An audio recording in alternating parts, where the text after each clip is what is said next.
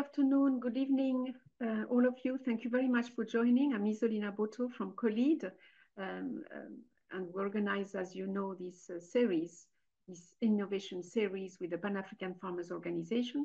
So very, very much welcome again, some of you again for joining, and others welcome for the first time, hoping that it will not be the last one.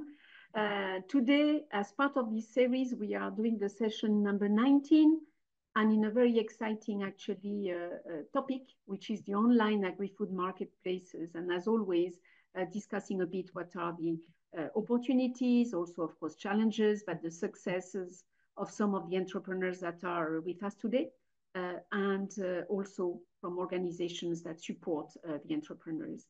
On the logistics, I think my colleagues put some messages in the chat, but basically we have the translation that you have to choose at the bottom of your screen. There is a little globe, so choose please the language you want. We have English, French, and Portuguese interpretation. And use the chat as well to post questions when the speakers are presenting or just after they present. Use it as well for interactions, use the chat for interactions. And of course, we also have an email that Axel or Arthur will post again, where you can send us proposals, any question, any request for support from COLEAD or PAFO or any other organization. And of course, also if you want yourself in one of these series to present.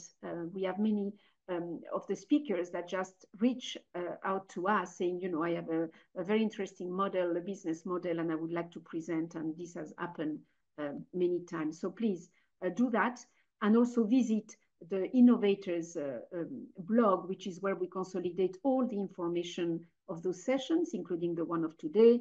We put all the presentations, we put the recording, all the PowerPoints, etc. And we have also, as you requested, set up a forum, a discussion forum for some of the topics of today. So please do that. So without major delay, what we are going to do now is already give the floor actually to my co-organizer, the PAFO. It's always a great pleasure to work with the Pan-African Farmers Organization based in Kigali, Rwanda, but with a continental, all Africa coverage. And we are very pleased to have the CEO, Babafemi OYEWOLE. Many of you would know him already, not only from those sessions, but more importantly from his previous assignments. He has been in the public, private, non-governmental sectors. He has been the CEO of the African Agribusiness Alliance. He has been also a CEO of the African Cashew Alliance, of the Energy Investment Corporation, and many other organizations. You will find the detailed biodata as well in the chat. So thank you very much from Kigali, Dr. Babafemi, and please, if you would like to give some introductory remarks. Thank you very much. Thank you very much, Selena, for the introduction. Good morning or afternoon or evening to everyone, depending on where you are joining us for this innovation session. Once again, I'm very pleased to welcome our regular participants and newcomers to this edition of the 2024 Innovation Series. PAFO and COLEAD are encouraged by the interest in the series by smallholder farmers and SMEs since the commencement of the series. The theme of this session is online agri-food marketplaces, presence of African entrepreneurs and smallholders. We have chosen this theme because of the recent innovations in technology, particularly the use of online marketplaces by producers to reach consumers globally. As of 2023, the estimated number of internet users worldwide was 5.4 billion, up from 5.3 billion in the previous year. This share represents 67% of the global population. The African continent had around 570 million internet users in 2022, a number that more than doubled compared to 2015.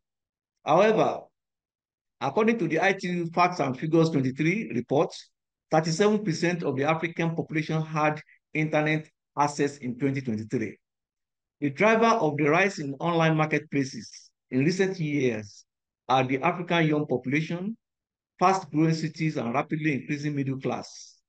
Online retail revenue in Africa is growing fast and offers new opportunities for smallholders and entrepreneurs. The rise of online agri-food marketplaces has revolutionized the agricultural landscape in Africa. These digital platforms have become a beacon of innovation and entrepreneurship, providing African smallholders and entrepreneurs with unprecedented opportunity to access larger markets, better prices, and valuable information.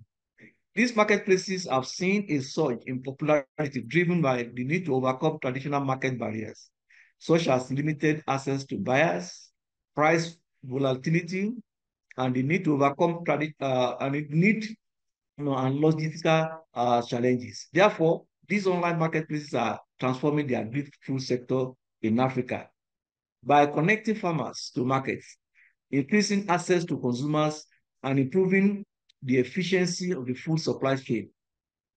Many businesses are looking for convenient channels to distribute goods and services, reaching a large audience as well as cut down marketing and operating costs. Connecting vendors and customers, a marketplace allows them to make payments and orders in one place. The opportunities offered by online marketplaces to African smallholders and entrepreneurs include access to larger markets across the continent and even globally. Better pricing. Digital marketplaces can enable smallholders to get better prices for their products by reducing the number of middlemen, thus increasing their profit margins and improve their economic welfare. Online marketplaces also provide better visibility, brand awareness, and data on market trends, consumer preferences, and pricing, which can help them to make informed decisions about production and sales. Secure payment solutions offered by online marketplaces can facilitate smoother transactions and help build trust with customers. Notwithstanding the opportunities, there are a number of challenges to online marketplaces in Africa. This relates to payments and logistic infrastructure which are still not very adequate to meet the demand.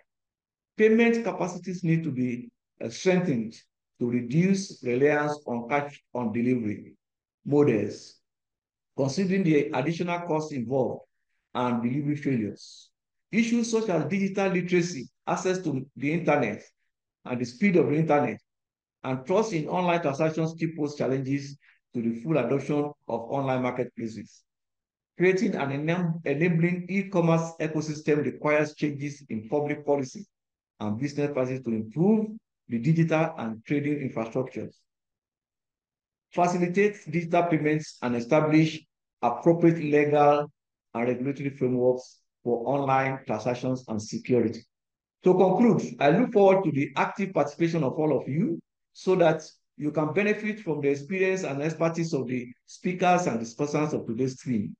PAFO and COLEAD will continue to build the capacity of African smallholders and entrepreneurs through the innovation series by showcasing their success stories and best practices to take advantage of trade and market opportunities.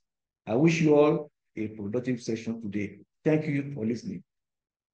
Thank you very much, Dr. Babafemi, for this excellent presentation that really sets the scene. There was a small question, a quick one in the chat. What is PAFO, the Pan-African Farmers Organization? We will put the link to the website. I think Axel has done that already. But do you want to say a word, Babafemi? Yeah. I think okay, thank you very much. Yes, I thought, well, don't maybe those are just popping. Yeah, briefly, PAFO is the Pan-African Farmers Organization established in 2010 and based in Kigali, Rwanda. And the vision is to represent the interests of farmers in Africa and defend their interests and advocate for an enabling environment for undertaking farming activities in Africa, which is inclusive, that is bringing the youth into the agricultural sector, and the women also, who are already the largest segment of farmers.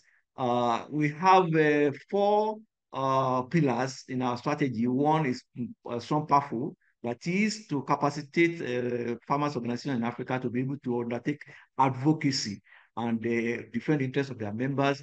And also, secondly, is farming as a business, that is developing the entrepreneurial ability of farmers in Africa, because we represent smallholder and family farmers. And we have found that in Africa, the mindset is that they produce mostly for subsistence living. That is, in their production, 70% are for consumption, while 30% are for the market. Now, we want to reorientate that and change that narrative to 70% for the market and 30% for consumption by the smallholder farmers and family farmers. The third pillar is knowledge management, where we partner with a COLEAD for this innovation series to share knowledge and to best practices and the opportunities open to them for trade and markets, both nationally, regionally, and globally. The final one is advocacy and influencing decisions. We know farmers are not always at the table when decision making when decisions have been taken, or when policies are being designed. Now, with PAFO, we'll be able to make sure that farmers in Africa, at the national level, at the regional level, and at the continental level are at the table, so that we are no more just on the menu, but we are part of the people that will decide what is happening to farmers. So briefly, that is the farmer and the PAFO. We have 5 networks: Northeast, Western, Central, and Southern. And we are represented, we have 79 national farmers organizations in 49 countries in Africa. So briefly, that is PAFO. Thank you very much. Thank you very much, Babafemi. I'm very pleased, and I invite the participants to check the website of PAFO, very rich, and the newsletter. You can subscribe to it as well to COLEAD, but you will learn much more. And indeed, you were very successful in getting the voice for the farmers where it matters. It means almost in everywhere, in every sector related or impacting agriculture and food systems. And we are very pleased to collaborate with you in all areas, but in particular, as you mentioned, sharing experiences, but also that business side, entrepreneurial side, because that's what these series are, is connecting smallholders to support them to be in better conditions to produce sustainably, but also to market and adding value, especially in processing, in local, regional, and export markets, and including to some of the markets at the same time, obviously. So this series bring entrepreneurs, private sector companies, startups, etc., and smallholders in markets that they collaborate also much better. So it's very, very important for COLEAD to reach smallholders, because in fine, whatever activity we do is to change positively the situation of the smallholders who are at the bottom of the chain and some of the value chain, and very often forgotten. So that's very, very important for us. Jeremy, our DG, that you know very well from these sessions, couldn't be here today, but you know already about COLEAD. My colleagues will also put information in the chat. Basically, we have a non-for-profit association of private sector operators in the agri-food sector. We have a series of, in addition to be an association, we manage important programs of different nature for different partners, different donors and partners. We work in collaboration in all countries, in Africa and beyond. And you will see among the participants, many people from the Caribbean, the Pacific, Europe, Asia, etc. And basically, we provide technical assistance, we provide the training and capacity development, we provide information to better access markets, be through market insights, be through access to finance, to better prepare the private sector. And private sector for us is smallholders, is micro, small and medium enterprises, is of course also big companies, to better access in a sustainable and inclusive way the markets across value chains. And of course, we, as I said, we support the value addition as well as one of the way forwards to go beyond just the primary production. And we are very keen on supporting the green, of course, the green transition. Without major delay, because Dr. Babafemi did an excellent introduction there, let me give the floor to our first speaker from Gambia, and I hope he's fine, because in a number of countries today, and is one of the problems of the topic of today, online you have to start by having a strong, of course, internet access, etc. We have some challenges in some countries today that, you know, it is not a very a good connection. But Modou Nye is a founder and CEO of Farm Fresh in the Gambia. He's very, very known, very strong on entrepreneurship and technology. He's one of the remarkable successes in Gambia. He's a pioneer in agribusiness since 2014, and he's really impacting the local agriculture in fresh, organic products, but also promoting sustainable practices and improving food security in the region. Because as you know, those sessions is not only to show profitable and, you know, successful entrepreneurs that make money, is to show how they contribute to the local economy and to the communities around them. And that's one of their strengths. Please, you have the floor.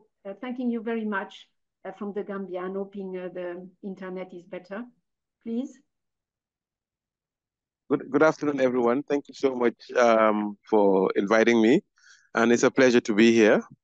As you rightly stated, I am Modou Njai, and I am the founder and CEO of Farm Fresh, the Gambia. And Farm Fresh is an agri-tech company that was established in 2014 as there was a need. I found out there was a need to bridge the gap between, you know, the smallholder farmers and also the buyers. So we are in the agricultural value chain. So this is just a brief introduction of Farm Fresh. Like I already stated, we established in 2014, mainly dealing in fruits and veggies, but we quickly moved to other products. Initially, we were also doing deliveries, weekly deliveries, but from there we moved to bi-weekly, that's twice a week. And then after that, now we're doing not only daily, but hourly delivery. And we're trying to even improve on that to do at least every 30 minutes. So we can move to the next slide.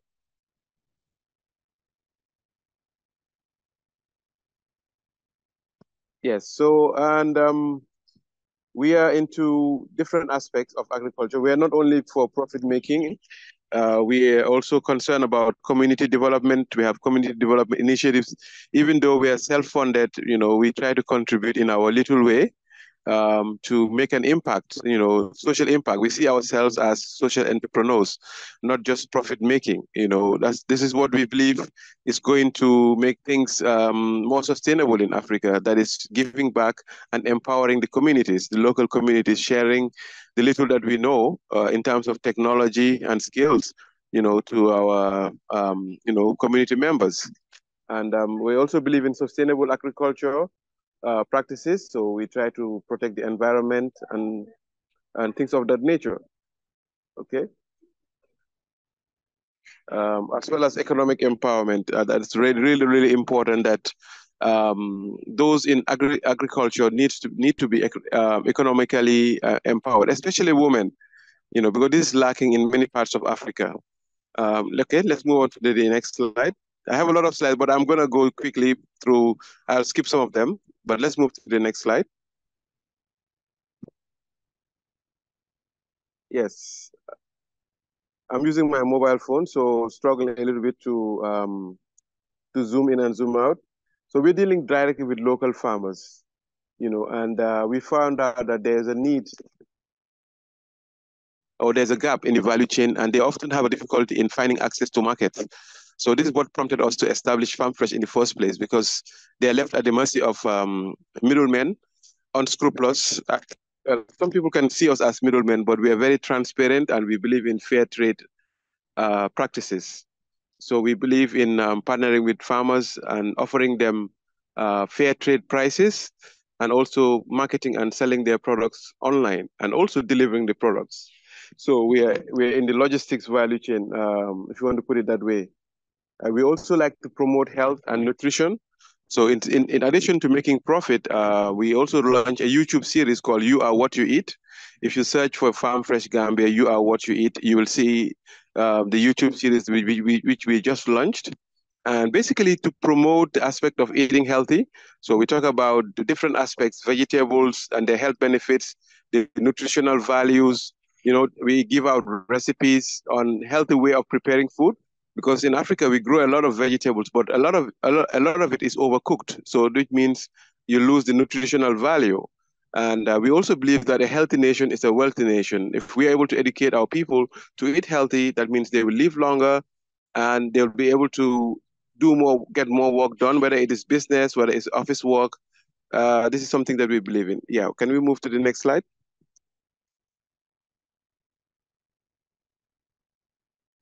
The slide is there, future plans and innovations. Yes, so future plans and innovation, we believe in technology. We're leveraging on technology. We have an e-commerce platform, which we launched in 2014. And through this e-commerce platform, we're able to reach out to the whole world, basically. And our main target audience is Gambians and non-Gambians, expatriates. The Gambians who are in the diaspora have been very supportive. They shop through our platform.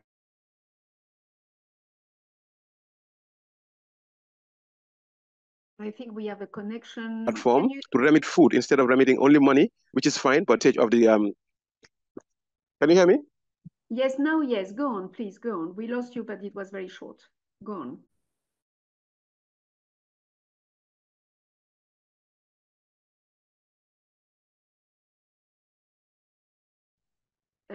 Can you hear us? Okay, so we're leveraging on e-commerce. So to maximize, profitability and also access to larger markets, even beyond the Gambia. And currently we sell over 100 products, which are not even physically, available at our store. But this is the beauty of technology. You can sell thousands of products which do not physically reside with you or are with you physically. Yeah, can we move to the next slide, please? And this is a brief look at the agricultural landscape of the Gambia. Yeah, next slide, please. And some of the challenges that we face. By far, the majority of farmers are still using manual technology and old-fashioned technology. And this is what we are trying to see how we can change this narrative, and then empower them to use modern technology, innovative technologies that probably might not even cost too much money. It's all about knowledge and how to do things better and more efficient. Next slide, please. And also we're concerned about farmer livelihoods and communities. Next slide, please. Sustainable farming practices is also very important. Okay, next slide. And challenges and opportunities in the farming sector. Of course, climate change, as you know, is affecting everyone around the world. Global warming, we are aware of challenges that we face, and we try to also use innovative ways to circumvent. Like when there's not enough rainfall, there's the opportunity, to use borehole system. Well, in the Gambia, we're lucky to have that system where you dig about 4, 5, 7, less than 10 meters, and you'll reach the water level, and you'll have access to fresh water, which you can use for irrigation. It's not the same for other countries, but we are lucky to have that in the Gambia. Next slide, please. So there are a lot of opportunities in the farming industry. For us, we are trying to promote the concept of farmers to see agriculture as a business, and for them to believe that it is something that is honorable. In the past, a lot of people used to believe agriculture is for the poor people, it's for people who are struggling, so they're often laughed at. But now we realize that millionaires are being made, even in Africa now, in poultry farming, in horticulture, in other aspects of agriculture. So we're trying to also tap into these opportunities. And we have also started farming ourselves in a very little way. We have started our own farm this year, and we're growing okra and cucumbers just to also contribute, to the value chain. Even though our core business is still e-commerce, but we're also doing physical farming. So this is how we have evolved so far, but we still have a long way to go. Next slide, please. And we also believe in promoting agritourism. We believe that tourism can also be transformed in a way that, people can visit your country for agriculture. They learn about the products that you're growing, how you're growing them, and of course, maybe you can charge a small fee for this. Next slide, please. Yeah, sustainable practices okay, we've already got, okay, next slide, please. Yeah, and the conserving the environment. Next slide.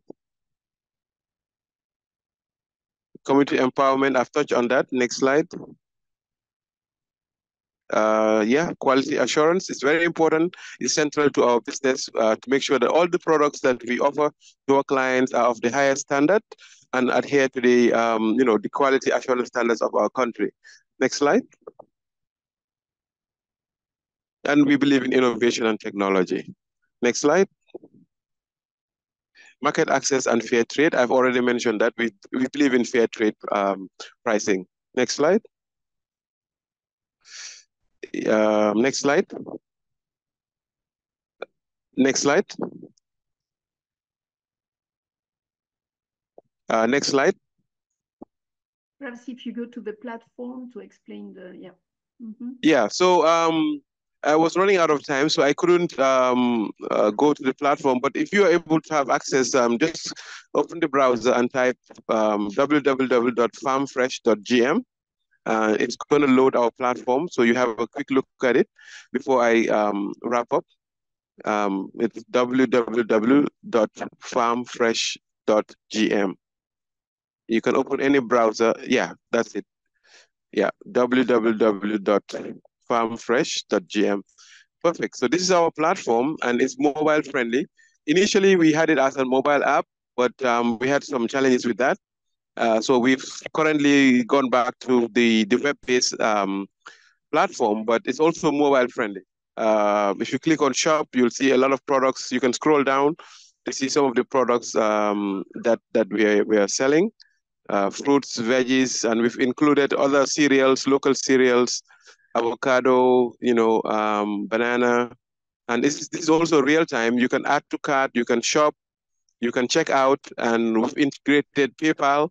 You're able to check out through pay through PayPal.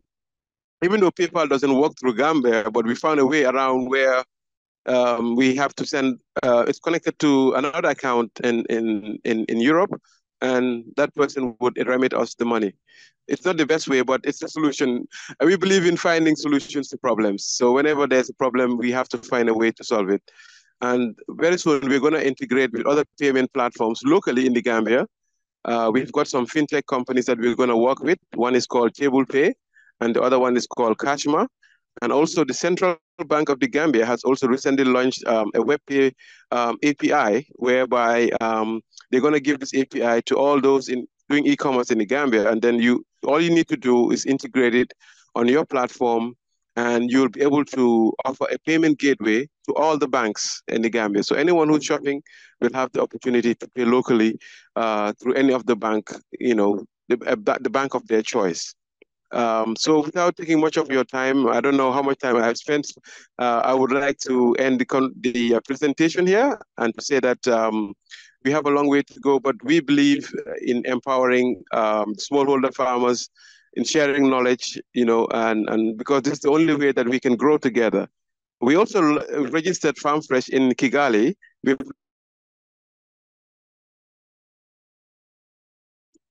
registered FarmFresh in Kigali about 2 years ago. So we're looking at the modalities on starting operations in Rwanda and hopefully in Senegal. Also, we're looking at Senegal by the end of this year. Thank you very much for having me.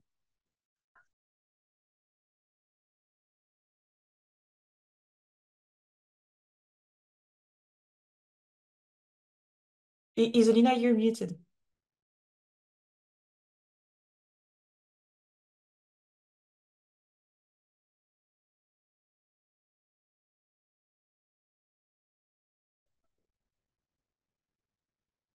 Can you hear me now? Yes, we can. Okay. So sorry, it's the day of technical issues. Thank you very much, because I know that you have today internet issues in Gambia, which affect the presentation. But indeed, we have understood. We can send you some, perhaps by email, some of the questions as well that we will have for you.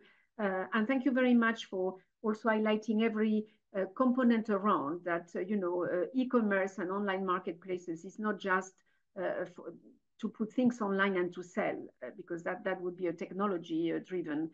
It's farming, it's taking care about the communities, it's looking at a fair price, at inclusiveness, and of course giving back to the community. So thank you very much for that. I do not know from Ethiopia if the connection is good, because you also had some problems. Abel, how are you doing now? If not, we go to Ebube. Abel, is your connection improving in Ethiopia? Hello. I don't think so. I think we have to wait a bit more because I hear an echo. Okay, Abel, you alert us when the connection is better, because we tried, and today is also a problem actually in Ethiopia. So is Ebube online?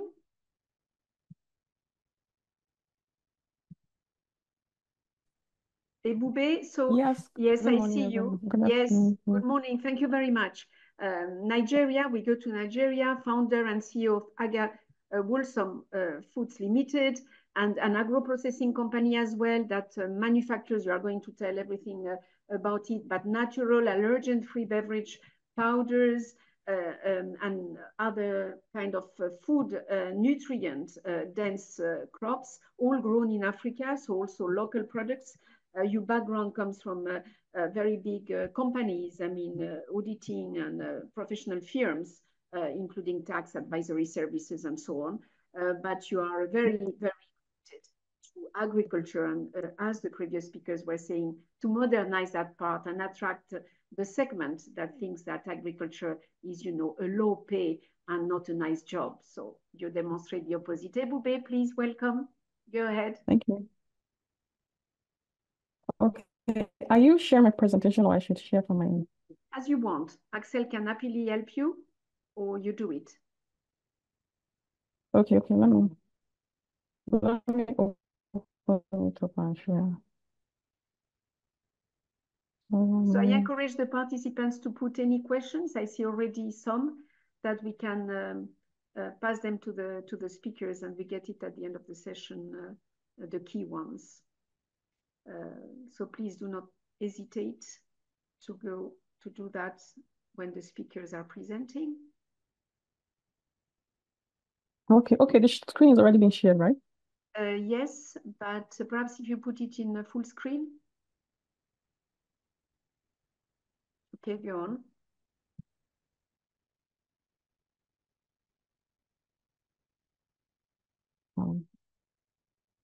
Okay. Good morning, good afternoon, everyone, depending on your time. Thank you so much to PAFO and COLEAD for the opportunity to speak about my business. Next slide, please. So I'm talking about Akah's Wholesome. Oh, am I sharing? No, I'm sharing. Thank you. I think she's sharing, yeah. Next slide, please. Okay, so Akah's Wholesome Foods, it's an agro-processing and marketing company. We started in 2017.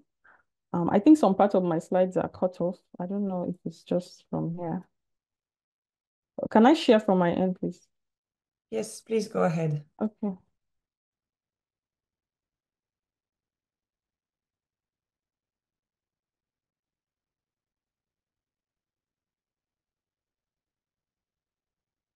Can you see my screen? Yes, we see it. Okay. So we're an agro-processing and marketing company. Akah's Wholesome was established in 2017, and the story of how Akah's Wholesome started, I had my first baby in 2015, and I put on a lot of weight. So I was 30 kgs heavier. I went from 70 kgs to 100 kgs. So in the process of losing all that weight, I had to change my diet, and I also started researching for the kind of foods around me that I could add to my diet to make it more nutritious. So I changed my diet to lose weight, but then I fell in love with healthy living, and when I discovered all the benefits aside weight loss. So in the bid for finding healthier food alternatives around me, I discovered a lot of ingredients that I grew up eating. So I was born and raised in northern Nigeria, in Jos Plateau State, in Nigeria, and my mom gave us foods like fonio, baobab. We had tiger nuts all around us. Like we had moringa. We had all these ingredients, dates, and people were not really paying attention to them. So I was based in Lagos. After I got married, I finished my school and I did there's this NYSC. It's like a 1 year service where you work with different firms and like a service to the country. After that 1 year, I moved to Lagos, and I discovered that a lot of people in Lagos did not even know about these ingredients like fonio, baobab, moringa, tiger nut. It's even up till now, some people in Nigeria don't know what ingredients like fonio is. So I also saw that there were companies abroad that were selling this product. So they come to Nigeria, West African countries, take these ingredients and sell them. And I saw that, oh, this is actually a market to introduce people to how to use these ingredients and help them incorporate it, show them how to incorporate it in their diets. Can you hear me, please? Can you hear me? Yes, we can. Okay. Perfectly. Okay, so I started to leveraging social media. I started my business on Instagram.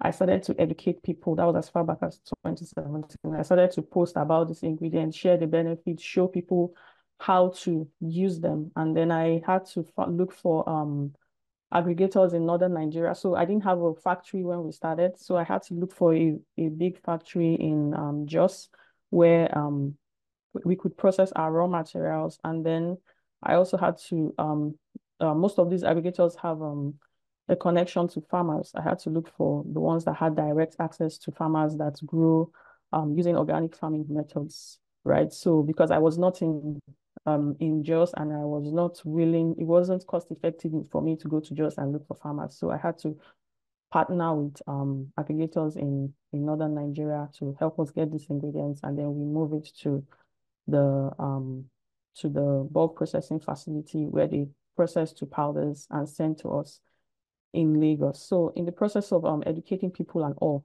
on these ingredients, the demand started increasing, and we started selling them in ready-to-use packs. So our mission is to promote health and wellness through clean, delicious, and nutrient-dense food alternatives made from West African superfood ingredients. The core of what we do is promoting health and wellness and also promoting our African ingredients. We try to help people know that health is not important. We also have a lot of nutritious products in Africa that we're not paying attention to. So we are also raising awareness of all these ingredients.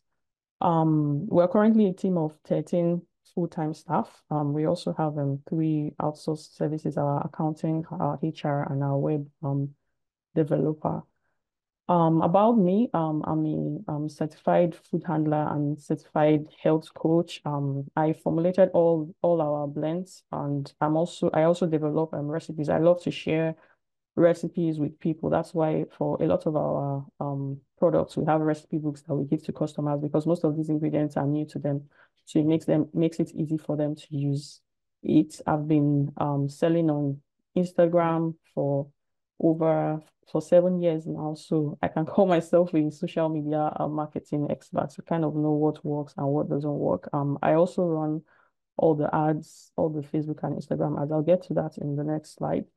Before starting Agah's Wholesome, I studied accounting in school, and I trained for 7 years with KPMG. So I was an auditor with KPMG in Nigeria. We were looking into books of, I was in the financial services unit. So that kind of gave me a background about my numbers, and also to learn how to run a structured business.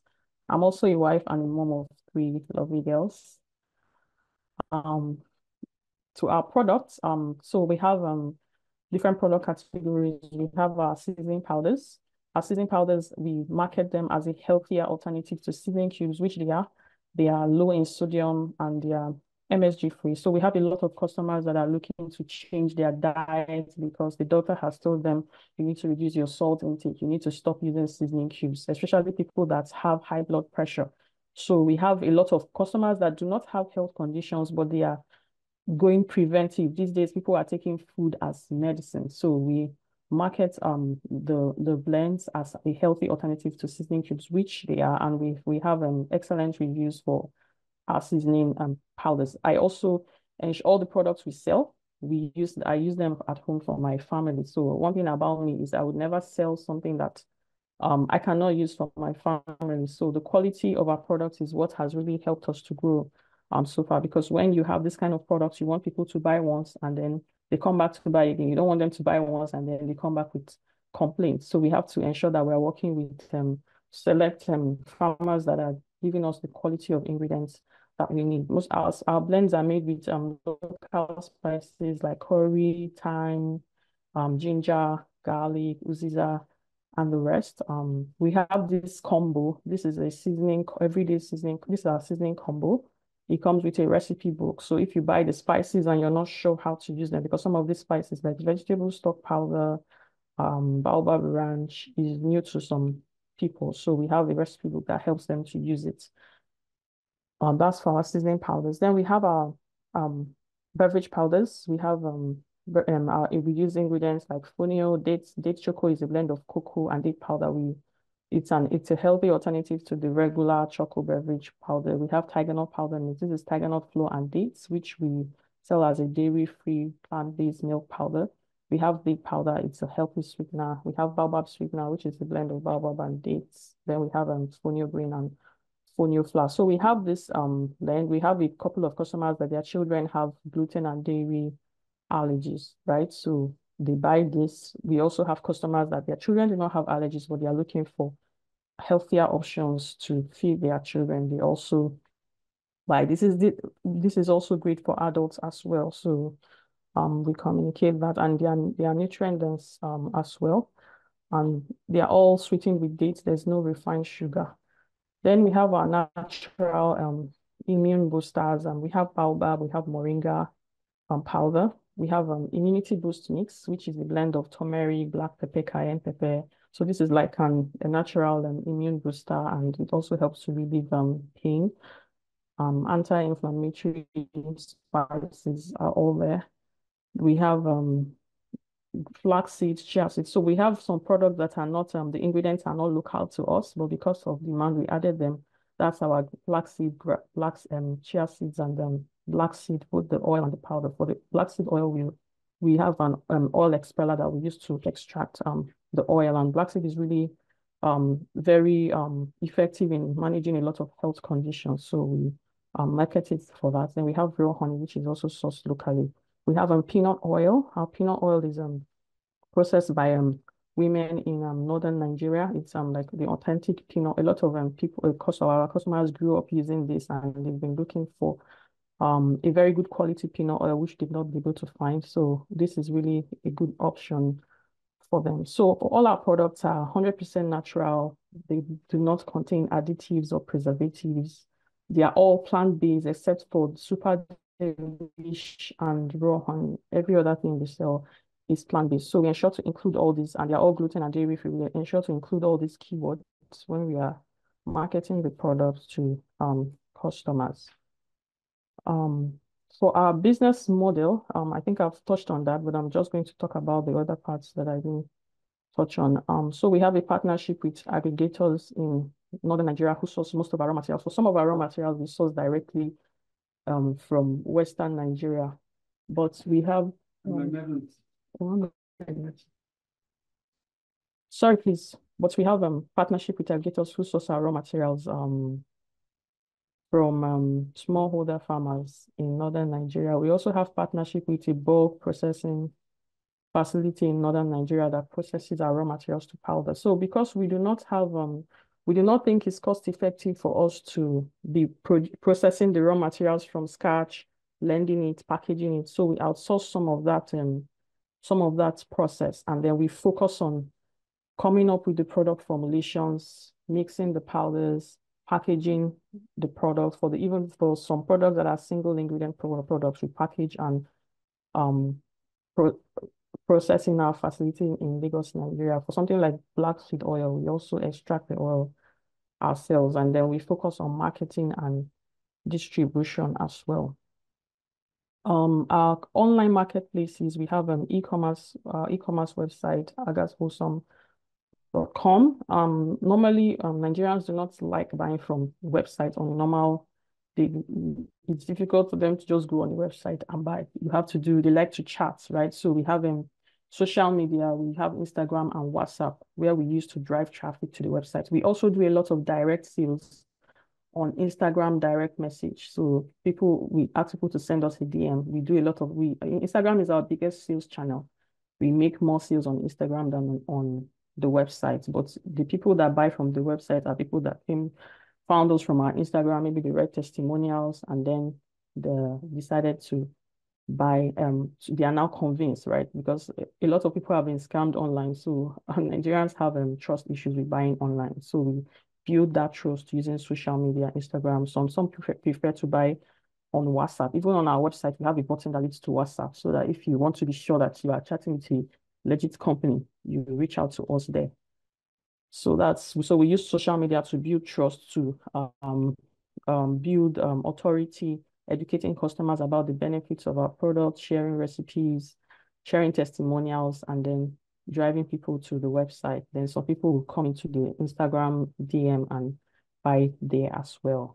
The payment is through bank transfer for Instagram DM. On our website, we also have a bank transfer option, because some people do not like, we have pay stack on the website, but some people do not want to put their card. So we have a bank transfer option as well, where we confirm the payment manually.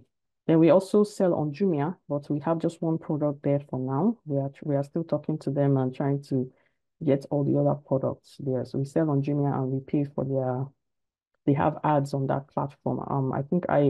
They have ads on Jumia platform. We sell moringa powder on Jumia.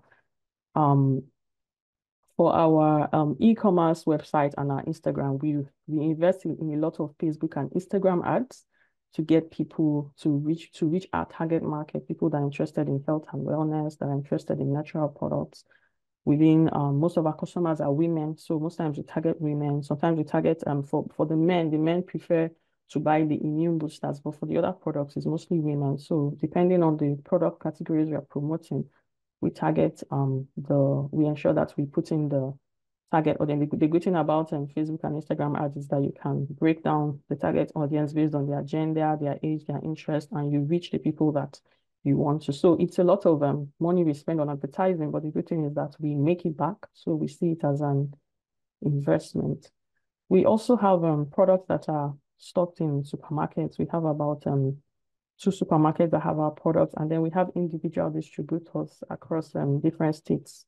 We have 3 pharmacies that carry our product as well, and individual distributors in different states. Just to touch on the online marketplaces, for social media, we have an in-house social media digital marketing staff that helps to come up with content for Instagram and designs designs the content on Canva, shoots videos, because on Instagram now you have to shoot videos. You can't only be posting pictures. You have to always go with the trend. So we have to make that investment because of the volume of sales we make on that platform. The challenges we currently have is the lack of trust for online sellers. Some customers want to pay on delivery because they've made payment for some items online and they have not gotten it. But the risk in that is you can send the product and then the customer refuses to pay. So for Lagos customers, we have like an order limit. If the order is not above a particular amount, we can send the dispatch rider that will go and collect cash and now give the product to the customer. But for customers outside of Lagos, where we are located, you have to pay before we ship to you. For even the customers in Lagos, the order has to be below a particular amount before we agree to take cash. Otherwise, you have to pay. So we try to share testimonials to continue to build trust. Then we have logistics issues. Some logistic companies will delay the delivery. So we give our customers an estimated delivery timeline, and sometimes the logistics company will delay the delivery, and then you have to be dealing with, telling the customer says, you say 3 to 5 working days have not received it. So we have issues like that from time to time, and then sometimes the logistic companies manhandles the package. The other challenge I didn't mention here is also the cost of international delivery. So we have customers outside the country that want to buy, but sometimes when you communicate the cost of international delivery, they don't come back. Then the instability of the Nigerian economy is significantly impacting raw material prices. Like right now, we had to even put out a post to let customers know that we are not going to be announcing a price review again, because prices are changing rapidly every day. So if you're announcing price review, you might be doing that every month, and it's going to look funny to customers. So it's kind of affecting our ability to forecast, but we are doing our best to manage it and track our costs to ensure that we're not running at a loss, and also reviewing the prices as they go higher. Then the other challenge is the digital marketing role. Okay. The last challenge we have is the digital marketing role. Sometimes it's a challenge to staff that role, because most people with that skill prefer to freelance. There's also the funding required for online marketing. So I think that's all for now. Thank you very much for having me, and you can reach out to us. Thank you. Thank you so much, Ebube. Very interesting case, and I look deeply in your website, and it's very, very interesting. And thank you for also linking it to the nutrition, to health again, social to women, and highlighting some of the challenges, that were by the CEO of PAFO were mentioned at the beginning, the price instability, the trust, the data, the security, etc., which are really very, very important. So for you entrepreneurs, even more in African countries, is really a tough environment. And despite that, it's really very, very successful. You have already some questions, but we will get back at the end. We are trying now to see if Abel has a better connection in Ethiopia, or you still have challenges, Abel. Can you try to speak, please? Yeah, it's very difficult today. I don't know. Yeah. So if not, what we will do, not to lose time, and we can come back to you, Abel, when it's better. And you sent a very nice presentation as well, so it's unfortunate. Yvette, are you ready? We also have Yvette Uwimpaye, who is the CEO of Murukali in Rwanda. Actually, this is also a partnership we had with the UNCTAD eTrade for women communities. We're supporting eTrade, of course, but specifically on women. And we are always very, very keen as well to bring the gender perspective to anything we do, and to measure it. So Yvette, thank you for being from Rwanda. You are the first online grocery store created in 2015, and that evolved there into a marketplace. And then you will tell us a bit about your experience, but just about you, 2 words. You are in the board member of Rwanda ICT Chamber, which is an arm of the Private Sector Federation of Rwanda. You are a leading partner for those organizations, including, you have to mute somebody. I hear. Yes, thank you. And you work as well, as I say, with the eTrade. That's how we find you. A network at UNCTAD. Yes. You have to mute somebody. Please, could the people who are not speaking mute themselves? Yeah, Tom, can you help to mute? Thank you very much. So Yvette, in short, you are very much involved on all the eTrade from a woman perspective and from an entrepreneur, of course, perspective. So thank you very much from Rwanda for sharing this experience with us. Please, you have the floor. And sorry for the noises, sorry. Please. You are muted. Sorry. Yes, you're welcome. You yes. can hear me now? Okay. Yes. Great. I think Akah gonna help me to share my presentation. Yes, please. he's there. Yeah. Yes. Thank you, Serena, for introducing myself. I think I will jump to my story, how I started Murukali. So I think everyone has known me. Yes, I was born and raised in Rwanda. Rwandese, I'm a young woman entrepreneur. Yes, I'm running an e-commerce company. Now it's been like 9 years in a business. So let's go to what is Murukali? The next, yes, thank you so much. So Murukali,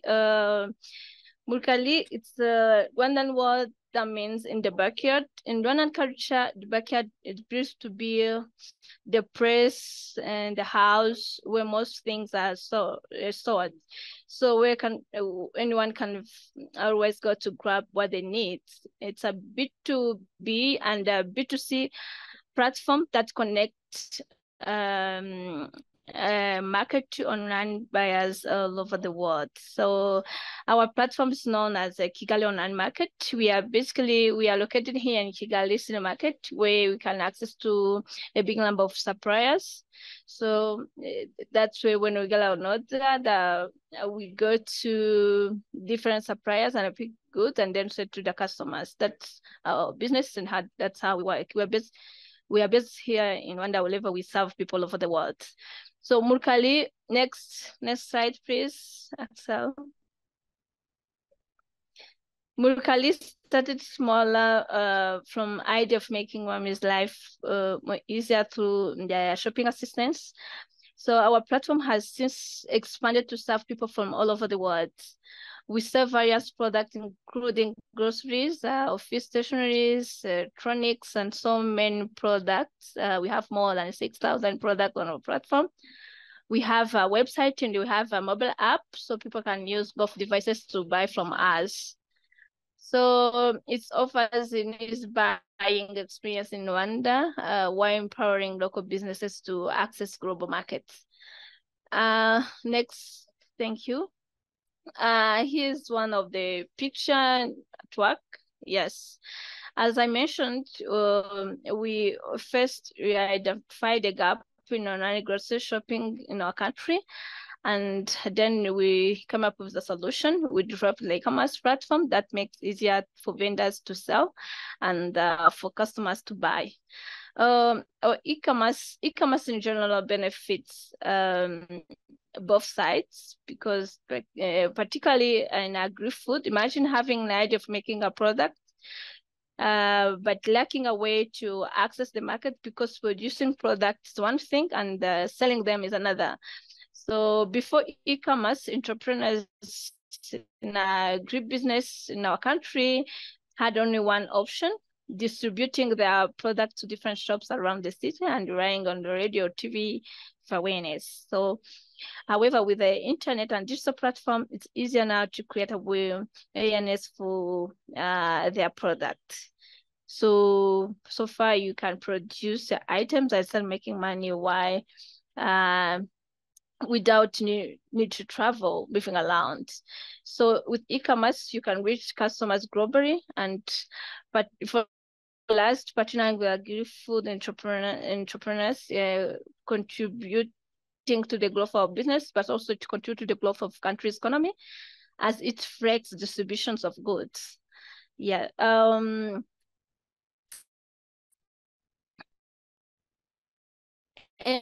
Let's go to the opportunities that are in e-commerce.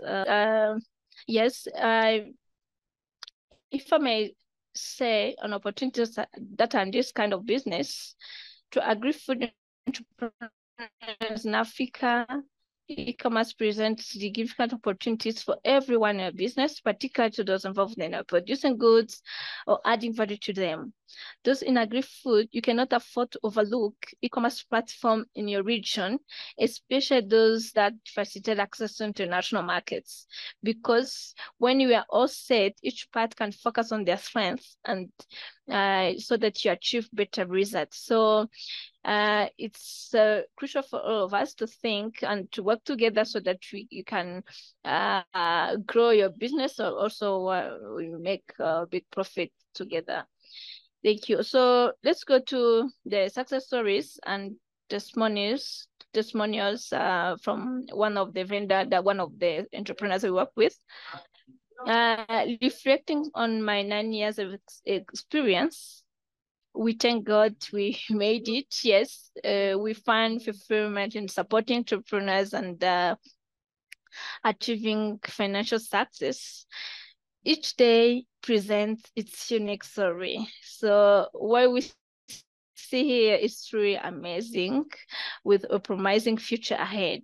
We receive their testimonials about how e-commerce or how Murukali has transformed their lives of many entrepreneurs, many agri-producers, confirming that their products are consistently available for sale 24 hours for 7 days and ready for sale for one or more e-commerce platform. So one of the business we collaborate with has grown its business by 70%. Imagine, yeah, these are the young people who are living in a real area who produce ginger tea. So Murukali has enabled them to add another product to their offering. They have more. They're now producing soy tea, and they have expanded their business. They're now around six permanent workers in the company. So those are one of the things we are really proud of. When we see business are growing because we are running on e-commerce platform, because you have a good relationship with platforms, then they support you to grow, and why you are focusing on your on what you can do best. So this is one of the examples that highlight an impact e-commerce can have on any business. I firmly believe that we should not overlook e-commerce platform as we empower agri-food businesses in Africa in general. Let's go to the next step. I have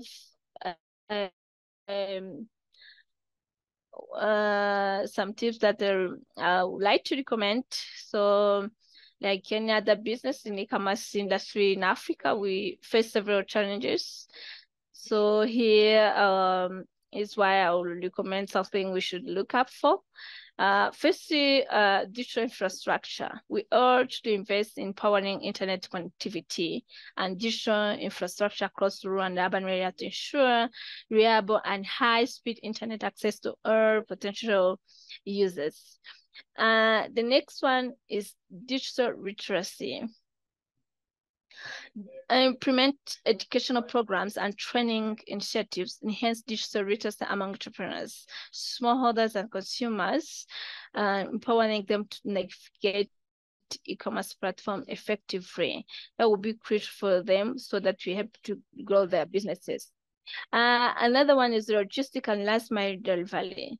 So one of the big challenge we face as e-commerce players in our country is logistics, because sometimes you feel you're ready to provide e-commerce service, and sometimes find yourself dealing with logistics. So it's really important to raise issues so that they can logistics and last mile delivery network to ensure timely and cost-effective delivery for goods, especially in a remote and underserved area.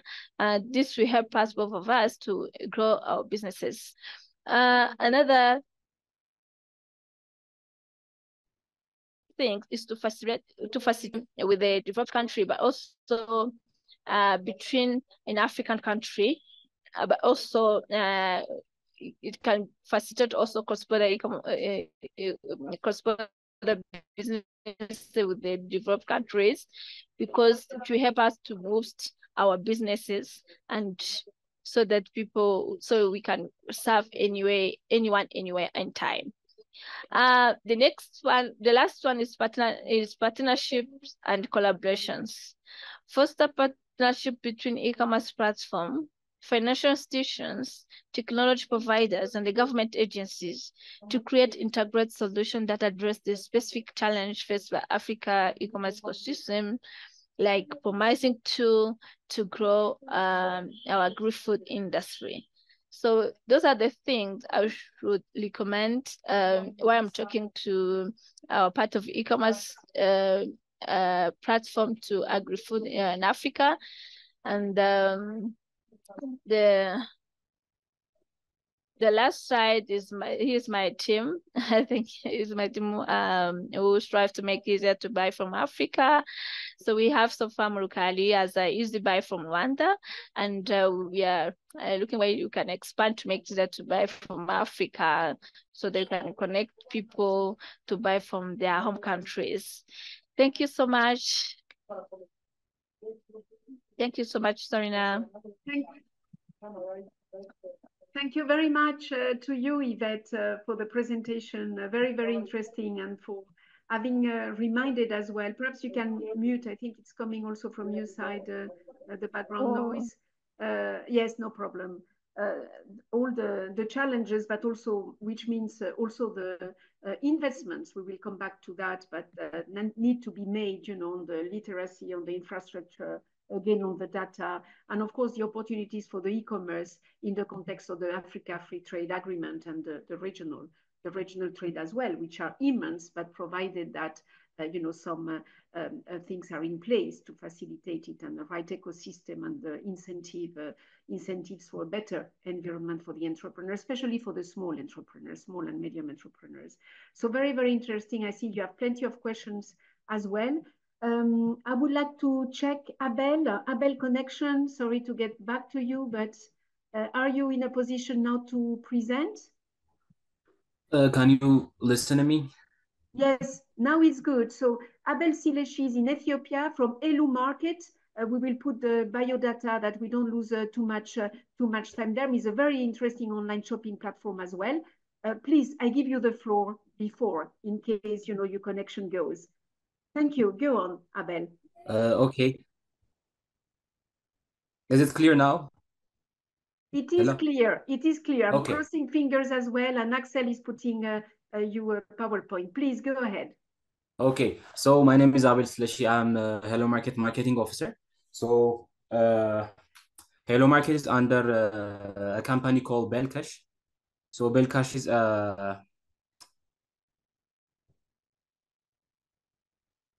is a cutting-edge technology platform, financial institution, and to build a payment ecosystem related to various business, individual customers, and private government and humanitarian institutions across the country. So under Belcash, there is one brand name called Hello. Under the Hello brands, there is Hello Cash, Hello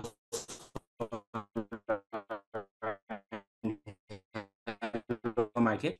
One of them is Hello Market. HellooMarket is established in 2018 by the collaboration between Belcash and Amasis Advertisement Institution. The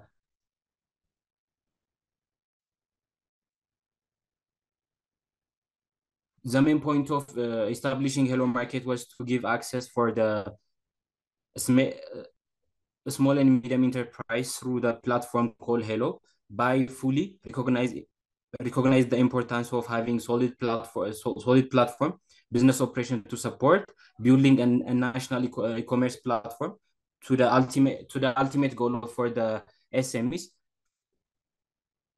So under HellooMarket, there are around 1,800 suppliers, and with more than 45,000 items in the HellooMarket warehouse. So as I mentioned it earlier, in 2018, with Belcash and Amasis Advertisement Publishing PLC launched HellooMarket to give market access for the large number of SMEs who live in Ethiopia because of having lack of market access by the middlemen of the brokers in Ethiopia. So to give them market access, we launched HellooMarket. So Digital Ethiopia Marketplace, almost in Ethiopia, there are like 120 peoples, larger African, the second largest African population, 8 million peoples. The 60% are under 20. So over the 70% of Ethiopian population is in the rural area. So as well as the 30% are in the. So for the 30%, we launched the HellooMarket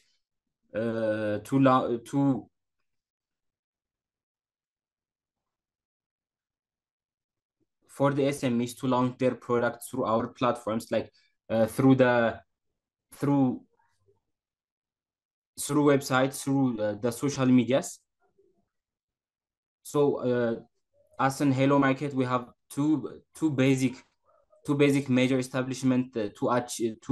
We have as in HellooMarket, we have two major objectives to achieve: the local and the international. Locally, HellooMarket aim to support providers, Ethiopian SMEs, small and medium enterprise, suppliers and manufacturers to have an online market in there enabled to provide their product nationwide for the customers. HellooMarket aim to provide with fair price directly from the suppliers to the customers. Internationally, majority of the Ethiopian suppliers have products compete in the international marketplace, like leather products, textile,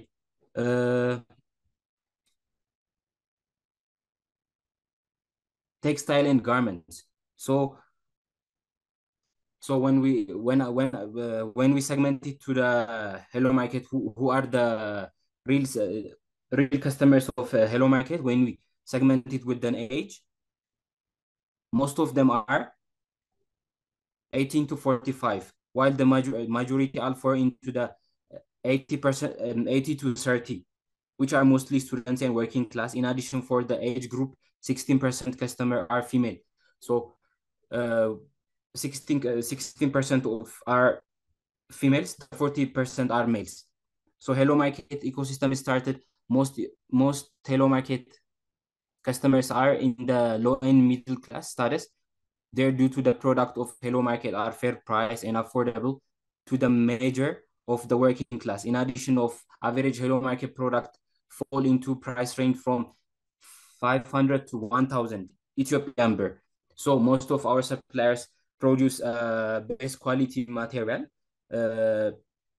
because, as I mentioned it, their target audience are the low and the middle class economy status class. So we provide for them an open platform. So as in HellooMarket, we have different departments which we onboard the suppliers or the SMEs. We have a supplier and onboarding team. We have the marketing team. We have the warehouse. We have a showroom which every customer can come and customer can come in any day. We work for 24/7. So at any time they come to the HellooMarket platform or to the shopping center, to the showroom, they can get the SMEs product in our showroom. As addition, we have our own website, www.helloomarket.com. We have almost around 45,000 items there. So but the best one that we use to approach our customers to sell the SMEs product is through the internet, through Facebook, through Instagram, WhatsApp, and Telegram. As as in Ethiopia, the Telegram is the most popular e-commerce platform in Ethiopia, as it is it have many users in Ethiopia. So we use the Telegram channel to promote their products and to sell their goods in our platform. Maybe if you want to check, go to your Telegram account and search for HellooMarket, HELLOO market. So as additional, we use the social media. As addition, we use the offline catalog method. So the offline catalog method, we use it for the urban areas. So we send them to the urban areas. We give them the offline catalog and they call us with our hotline number. There is 8420 is our hotline. So they call us and we give them, we send them to the location where they order from. So for the SMEs, we provide for them marketing courses, like how they can improve their production rate, how they can achieve the best quality, how they can produce the best product. As I mentioned it earlier, we just want to take the SMEs product nationwidely, worldwidely. So they need to, at least they need to fulfill the worldwide requirement based on quality, based on the style, based on the affordability. So we give them, and we have like wide range of products starting from herbs, spicy, laser, shoe, electronics, and so on. So we give them financial support.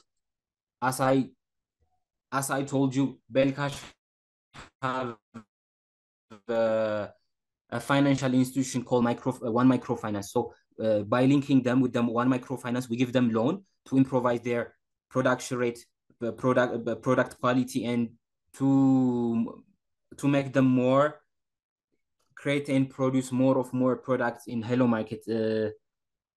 So this is it. Yes, Axel, if you just show the two next slides. Thank you so much, Abel, because this gave the HellooMarket. Thank you, Abel, because I know that you are with your mobile phone because of the problems with the internet today. And I thank you because this has a cost as well. And we have many of the entrepreneurs that do that.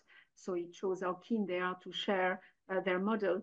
So basically, this is the latest slides that Abel was explaining, you know, and the previous one, Axel, please, how they do also offline, which is very, very important, because that's where the development and the entrepreneurs based on the community is important. Is not only business, is that you try to have different ways in reaching your consumers, and not one of the problems in the digital is the digital divide, is that many people, be women, be people in rural areas, are not in the same, do not have the same opportunities to access internet and to access the online sites and the marketplaces. So to combine with offline, you know, and phone, etc., to also help them to get the same, as you say, cheaper, you know, wider offer, etc., products is very, very important. All as Axel has put in the chat as well, all the presentations will be available in our blog as well that you can go through. But a very interesting presentation, Abel.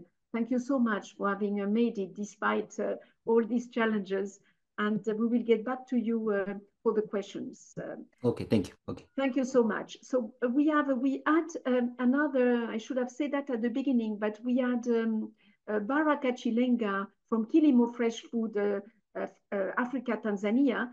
He had just to change at the last minute as well. This is linked to audits in his enterprise that, you know, change dates, etc. So it's just a calendar he couldn't control. So we will take him in the next, actually the next session. That's not a problem at all, with great pleasure, actually. he sent us the presentation already and so on, but we want the people to be there.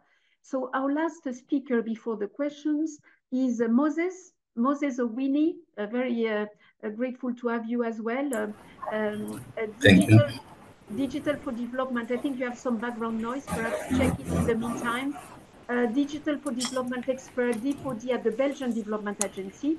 It happens that I discovered that I might have known you in my previous life, as I was very involved in the D4D with the Belgian Corporation when I worked for CPA.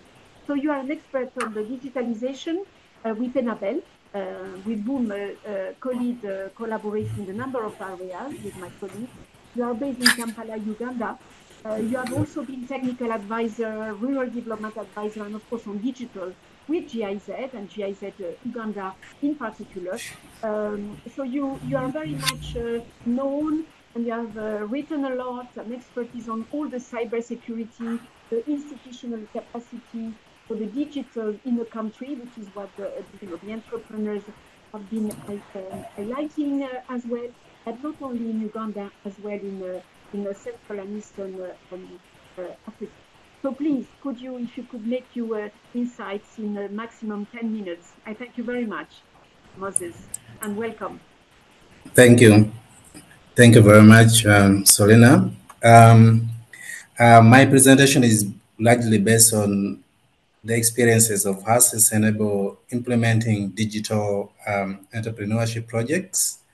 One of the key learnings that we, of course, not in that process is that if you look at the African digital ecosystem, it has been growing quite tremendously, accelerating at a very fast pace, with a lot of investments in the field, and then also a lot of growth in startups, whether these are startups in many other areas, so agri-food, startups like we have seen in the previous presentation. So the ecosystem is really promising at that. We also know that the African potential to innovate is really high, with a lot of startups, emerging in many of these countries. The rate of digital adoption continue to grow, whether this is in regard to mobile cellular, subscription, or whether this is in regard to, internet penetration. So these are opportunities that entrepreneurs or innovators, can tap, from to create demands, to create services that, clients would need. So generally also you note that the demand for services is actually increasing within the continent.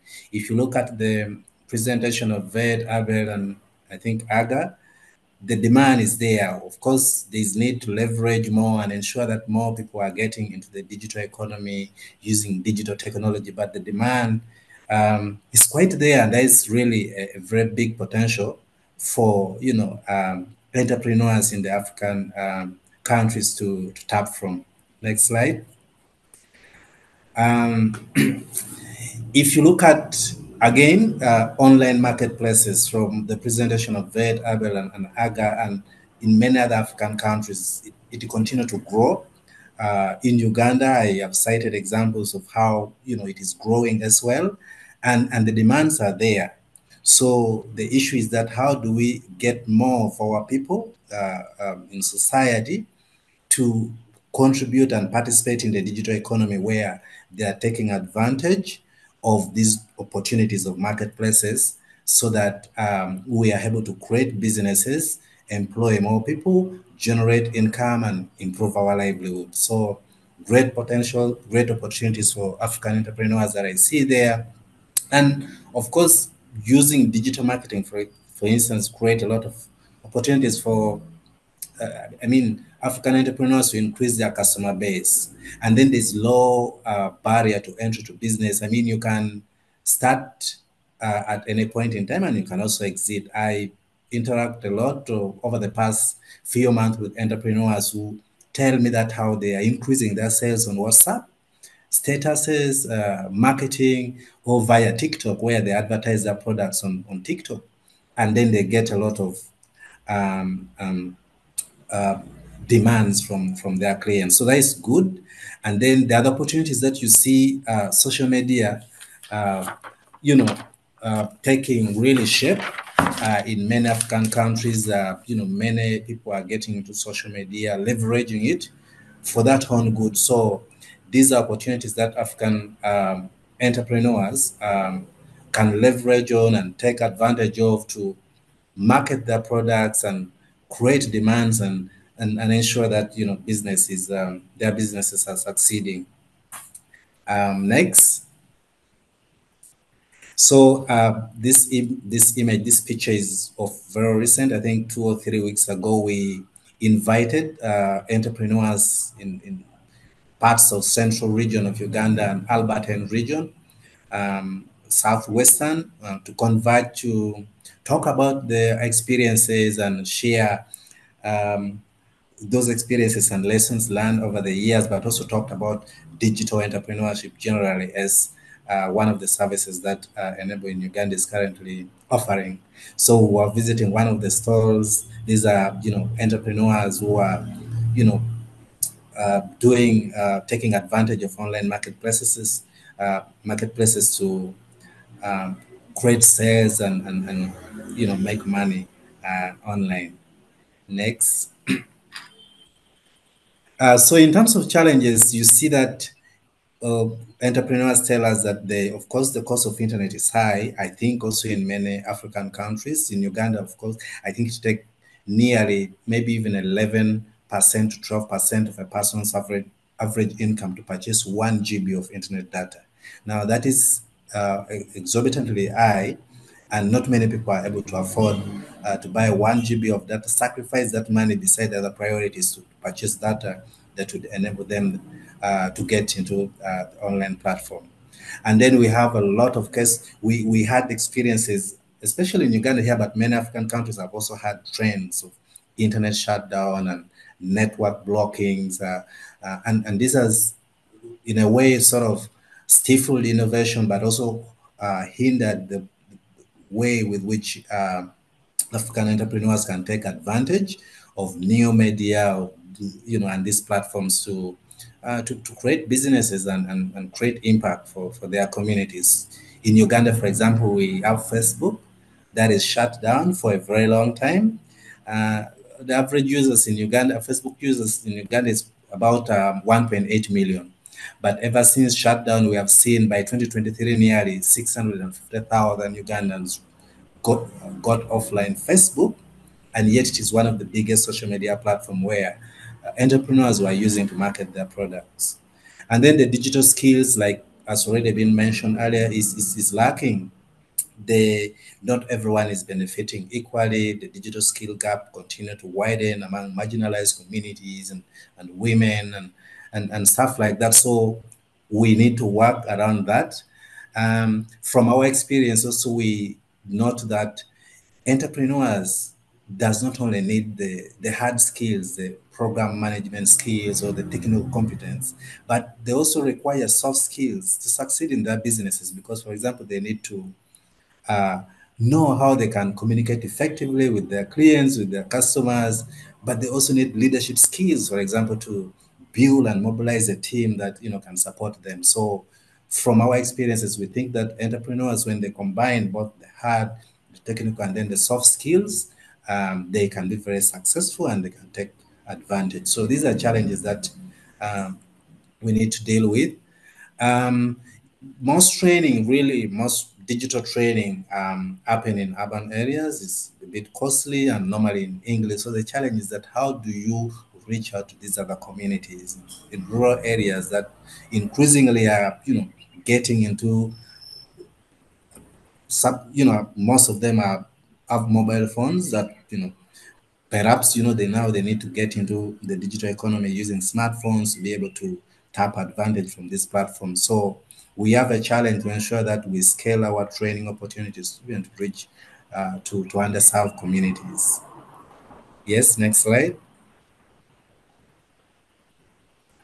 So as Belgian Development Agency, how are we contributing to this? We implemented the African European Digital Bridge Innovation Network, basically to strengthen African digital innovation ecosystem by supporting local startups in many African countries, fostering collaboration with digital innovation hubs, but also building capacity of partners so that we contribute to strengthening the ecosystem where digital innovations and startups like agri-food marketplaces are able to thrive and then contribute meaningfully. Then we also launch and now implement the Digital Entrepreneurship Skills Academy, which is an academy that self-paced learning course that offers the opportunity for aspiring entrepreneurs, but also entrepreneurs that are already in the field, in their own field, to learn both the practical, hard skills that they require to succeed in their businesses, but also the soft skills. And then we're also building capacity on digital skilling and digital rights so that, especially targeting women and girls, so that women and girls are not left behind, but then they're also able to effectively participate and contribute to the digital economy. Next slide. This is some of the products from one of the recent entrepreneurship, market stalls that some of our entrepreneurs were showcasing, talking about branding and, their products, the quality of their products, and the approaches that they use. It was really an exciting opportunity also for them to network and learn from each other. Next. Yes, thank you very much. And it has really been a great opportunity to participate in this discourse. Thank you, Isolina. Thank you very much to you for joining us, Moses. Very much appreciative. So in the time that is left, what I suggest is to go quickly to the questions. Some perhaps the speakers have put some answers in the chat. However, as I mentioned before, especially with the internet, ironically, the connection problems we have today in different countries in Africa, some with the phone, is very difficult, to present, to look at the chat, etc. So I will repeat just some that you might just summarize very quickly your thoughts. I will start by perhaps the ones that have good connection. Ebube, you have a few questions a bit on where you are selling your products, if it's local, regional, Nigeria, regional, or even beyond, and what are basically your customers? How do you ship your products?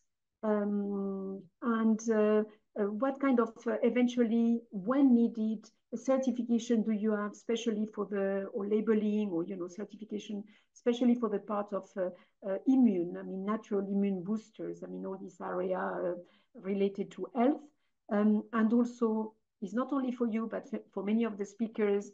How do you manage with the quality control and with the standards?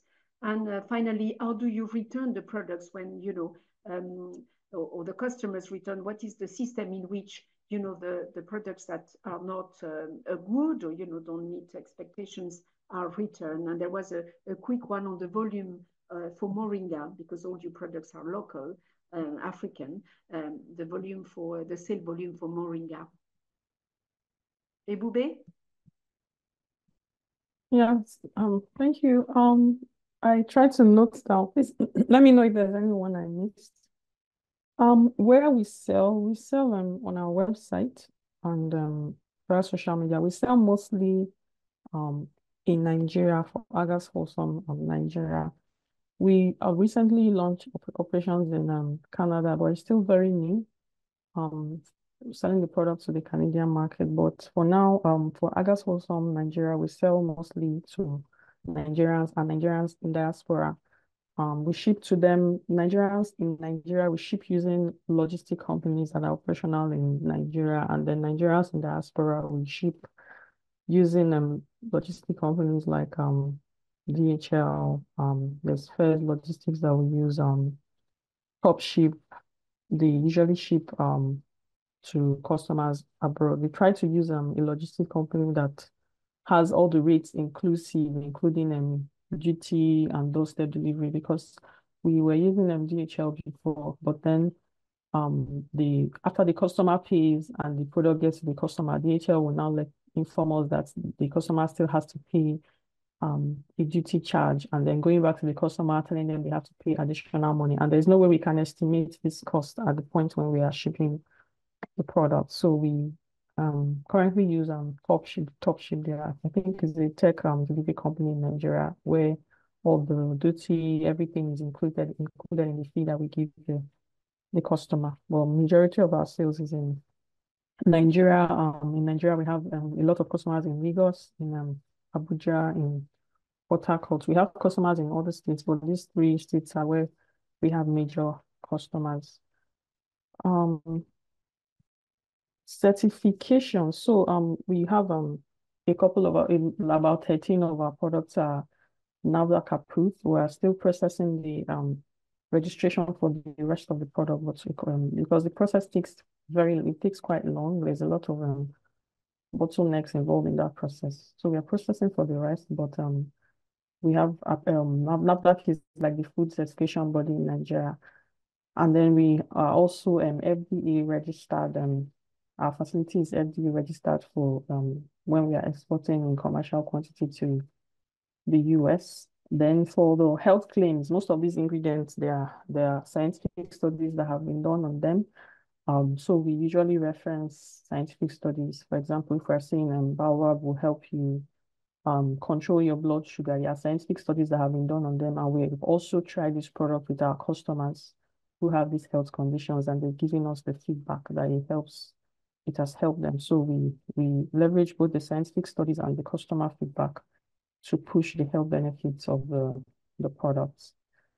Quality control, we have a production team. So we have people that read food science working with us. So we have our SOPs for our raw materials. When we receive our raw materials, we have SOPs for checking the quality of the raw materials, the moisture content. We check for sand, we check for a lot of things, because if the raw materials are defective and it goes into the finished product, it would result in losses for us. So we have quality control processes in place, and we have a production supervisor that works with the team to ensure that every raw material we receive passes the quality check before we use it. If it doesn't pass the quality check, it is returned to the supplier to replace it or refund us.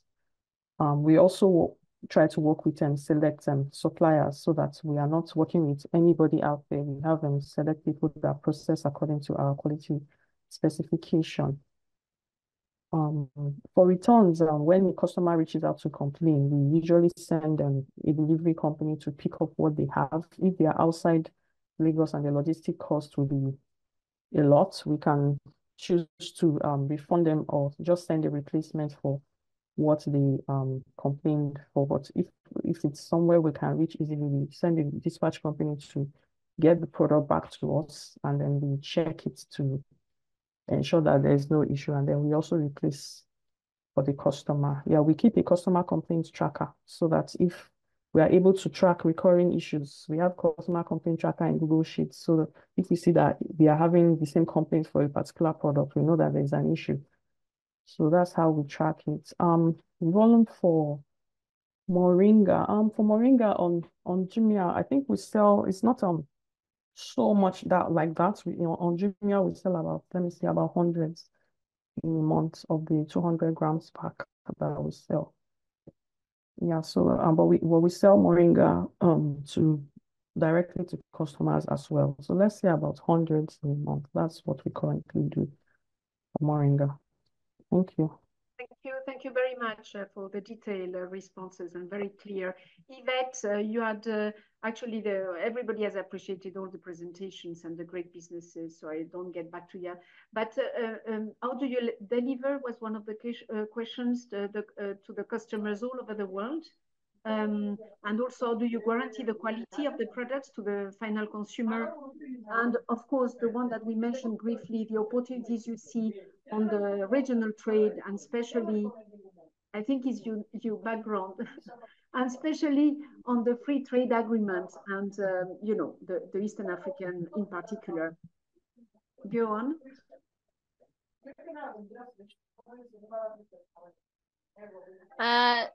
Thank you, Isolina. I think I've got 2 questions, right? Or 3. I can see 2, and yes. tried. Yes, and responded to Dennis. Yes, how do you consolidate your product? How do you deliver your customers over the world? I said we partner with DHL, and we conduct quality check before sending out the goods. And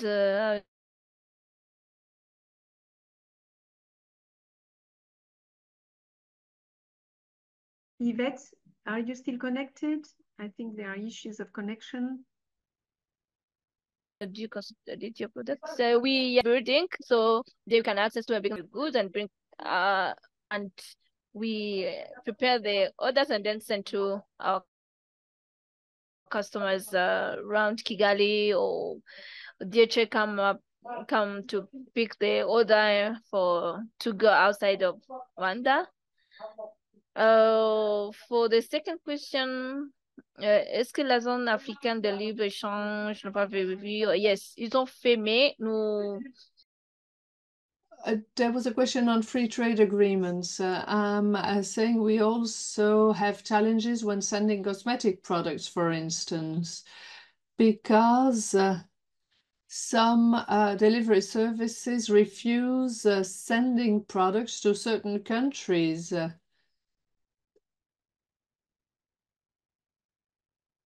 For instance, some refuse to send products to Israel lately, and this is the reason why we think that international trade between African countries should be facilitated just as much as trade with countries outside Africa. Yes. The third question, I can see only 2 questions here. Yeah, no, it was just on the quality and, you know, the shipping or the delivery and the potential or the, you know, potential opportunities in the free trade agreement in the region and in Africa. So I think you have covered. Yes, it's already responded, I think. I've responded, right? Yes, yes. Thank you so much. Thank you very much from Rwanda. Then we have, I hope Abel has the connection because he had many problems to I think Ethiopia. it's good now. Yeah, so thank you very much. And a bit of the quality as well. How do you do if the quality is not complying with the standards? And do you return the products to suppliers when they want to exchange them? It's a bit around the same lines. Or anything you want to add as well from the previous questions? Go ahead. So when the quality control, we do it, as I told you earlier, we have a supplier and onboarding team. So when the supplier after he get onboarded, he will bring the product to our supplier onboarding team. They will check the quality. They will check the quality based on our quality control mechanisms. Like for example, for the shoe, is it have a number for the shoe size, the shoelace, or something like that. So what was the other question? Sorry. Other question is the quality control and the return or exchange when you know the buyers have an issue. I think you have responded as well. If you have nothing. Yeah. So for example, if one of our customers buy a product which not have a quality, so he can return it within 24 hours. But if it is out of Addis Ababa, or if it is on the regional area, he have 7 days. He can he can return it back to us, and we will inspect what's wrong with the product that we send to the customer, and we will bring it back to Addis to our store, and we will replace it with other product, and we'll send them back to the customer. Perfect. Thank you so much. So we have as well, yes, it was the day of online connection problems. So, you know, he says it all of one of the critical needed things. Modou from the Gambia had also issues today in the country with the connection, and you had many questions for his business as well. Axel, you have been in contact with him. He has answered by email because of the connection. Can you go through them, please?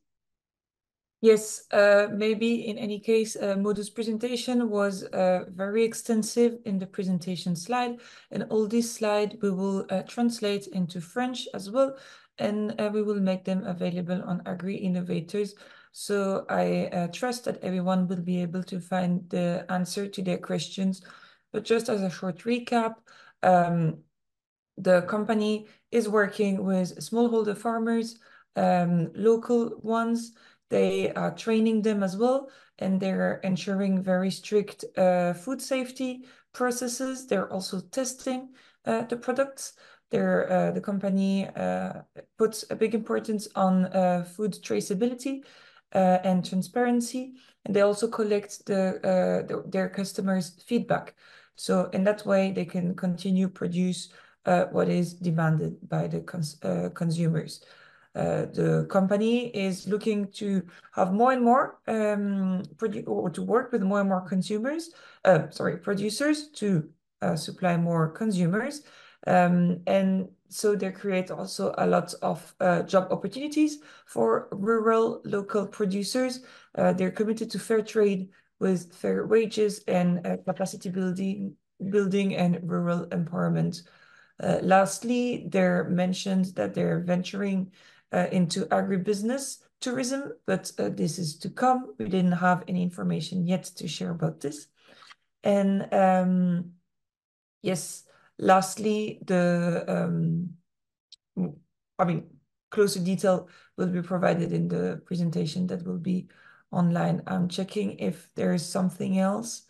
Yes, just about the commodities. So they do fresh fruit and vegetables, but they also sell, if you go to their webpage and the website online, canned chicken or canned fish, depending on the supply from the rural producers. Voilà. Thank you very much, Axel, and thank you very much to Modou from the Gambia. Lastly, for our colleague from Abel, do you also advise entrepreneurs on how to contract with producers, how to get into business, for example, secure payments, solve litigation, organize logistics, and so on? Is that a part that Abel supports? And also there is one which is, do you give legislative, regulatory support in some of your activities to promote e-commerce on agri-food products in Africa? And do you think that, you know, there is more that needs to be done? Thank you. Thank you. Isolina, I can only speak for Uganda. I know Enable is in many other countries. And there might be different interventions in many of these countries. But for the case of Uganda, I know that right now we have been focusing largely on digital entrepreneurship. And creating platforms to allow entrepreneurs to have the necessary skills that they need to succeed in their entrepreneurial journey. And we haven't gone that extent, that further than that. But from the experiences that we are getting from the previous project that we implemented and the current Digital Entrepreneurship Skills Academy platform and training and capacity building, we hope that these learnings can help us to even extend our wings further. But thank you so much, and I appreciate the questions.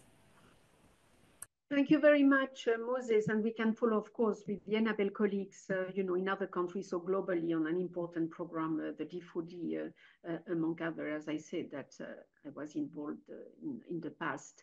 And there were general questions as well, on if any of you wants to add anything on the online platforms or marketplaces where, the different sellers are shown. If really you think that they offer better prices, I think that yes, because you can compare actually when it's a good marketplaces, so you can do that yourself as a customer. But if you have anything to add, if they give priority to local products, we have seen that most of them give priority to local products, so at least feature very well. But if you have anything to add there is again the part on regulations, food safety, quality control, that what you put online has gone through all these steps, and the transaction in the platforms as well. For example, the commercial contracts, of course, the dispute as well, or the mediation or dispute resolution. Is anybody of you wants to add anything on that part? They were a bit general, not directed to somebody in particular. Is anybody of you wants to add anything on that?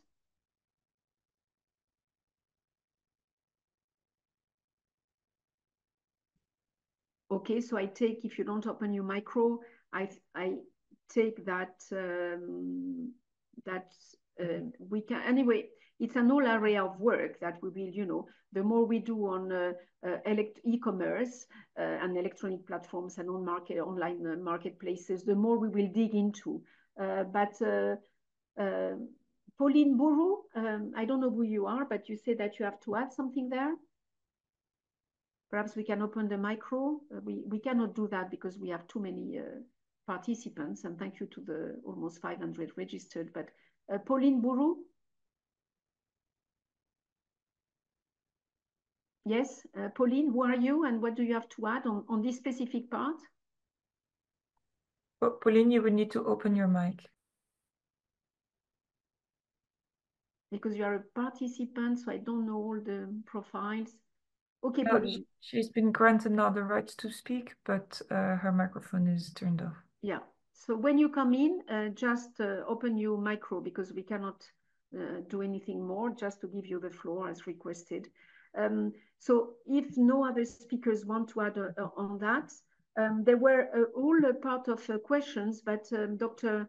Babafemi from PAFO, if you are still online, and this comes a lot from Dick Tinsley as a participant. There is a whole area actually of questions. And by the way, I've read most of your papers. You don't know that, but I tell you, very interesting. And it gets all the, farmers organization and all the spectrum from production, indeed, strengthening the production side before, going into all these areas. But it's an all part of questions that you had on the cooperatives, on the farmers organizations, on the advantage to be part of a farmer organization, and representing the smallholder communities, etc., which are fascinating. I have my own responses, but just is me. It's not how we proceed. We will bring those in a new, in another session, because we have this as a topic, and we will be happy to reach you if that is fine with you, because it's a whole area, very big, complex, but very, very interesting, which with the time we have doesn't allow us to dig. But thank you for bringing that actually in the debate. So has anybody else something to add from the speakers? And if not, Pauline, I don't see any sign. Dr. Babafemi? Yes. Yes, Isolina, thank you very much. Yes, I think we have had a very informative and good discussions on marketplaces and the opportunities it presents to smallholder and SMEs in Africa. It's an emerging sector which is rapidly growing because of the innovations that are taking place in the technological industry, which many African countries and many young entrepreneurs are taking advantage of to involve in trade and commerce among themselves at national, regional, and even international levels. We know there are still challenges that they are facing, and we believe that as a government also is recognizing the importance of these innovations, and they are putting in place the appropriate policy to address the challenges, it will grow larger and larger with expanding internet access and internet use in Africa. So I only want to thank all the discussants, all the presenters for the time they have spent in preparing the presentations and delivering them. We are very happy. We thank you for the participation. We also thank all those the technical supporters who are working behind the scene to make sure that these the series continue to be delivered professionally as it's been delivered. We want to thank our interpreters also for bearing with us and helping us to get the presentations across to the participants. Finally, I want to thank the team in COLEAD for the excellence way they are preparing and managing the innovation series. I also want to thank especially Isolina for the professional way is moderating this series. We are very grateful, and it's all these performances and the support and participation is encouraging us to continue to do more, and we'll continue to do more. And as I still discuss with Isolina, we are going to see how the challenges of online discussions very, very, as you can see today, at times the network will be a default, and they will not be able to really express ourselves and discuss in a way that brings the best out. So we are looking at the opportunity of having a conference, Agri Innovators Forum or conference physically, where we are going to bring together all the innovations that have been showcased, and at the exhibition, we see everything, and they will be able to continue to promote innovation among entrepreneurs, smallholders in Africa. Once again, I thank you for participation, and I thank you for your contribution. And we're looking forward to the next edition, which I think will be the participation will be more than we have today. Thank you. I wish you all good evening, and God bless you. Thank you so much, Dr. Babafemi, and we count, of course, it's a pleasure. This couldn't be done with PAFO. PAFO is at the center, so I thank as well the teams from both sides, the interpreters, and all of course, the speakers, which is really what is very, very inspiring as always. I count on, of course, on PAFO continuing to advocate for more investment in digital for entrepreneurs and in rural areas, for smallholders and for women in rural areas and for those who are not as privileged as we are here. So, and we will, of course, from COLEAD support that. Pauline, Buru, we will reach you out. Yes, I've seen you chat as well. So we will contact you and to see for some of the next sessions what you will have to contribute. I thank you all as well. I have a colleague online with Denis as well. Denis is a very, very active, is in Paris, is very active on entrepreneurship. You will see him asking many, many questions that I see myself as well. He's not prepared. It's just because of his expertise. I don't know, Denis, if you want to add something to end the meeting.